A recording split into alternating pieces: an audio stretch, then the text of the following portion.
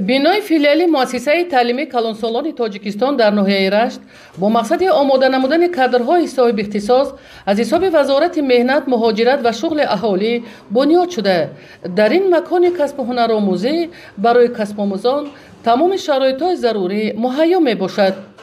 бинои филиали муассисаи таълимӣ аз ду ошиёна ва таҳхона иборат буда, дар қисмати таҳхона ва ошиёнаи якуми он кабинетҳои қаннодӣ, дузандагӣ, таомпазӣ, компютерӣ, кошонаи ҳусн, харотӣ, занбурпарварӣ ва дигар синфхонаҳои таълимию касбомӯзӣ амал карда истодааст.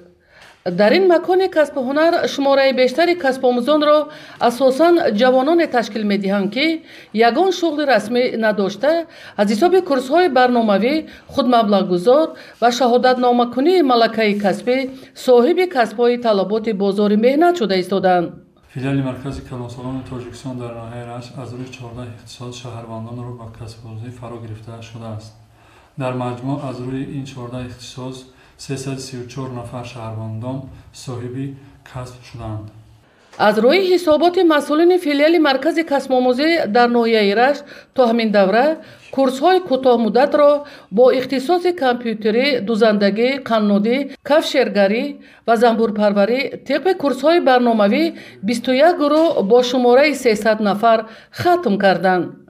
дар ин давра тариқи курсҳои худмаблағгузор 7 гурӯҳ иборат аз 81 нафар ва шаҳодатномакунии малакаи касбӣ 148 нафар аз рӯи ихтисосҳои талаботи бозори меҳнат соҳиби касб шуда, шумораи зиёди онҳо бо ҷойи кори доимӣ дар соҳаҳои гуногуни хоҷагии халқ таъмин карда шуданд.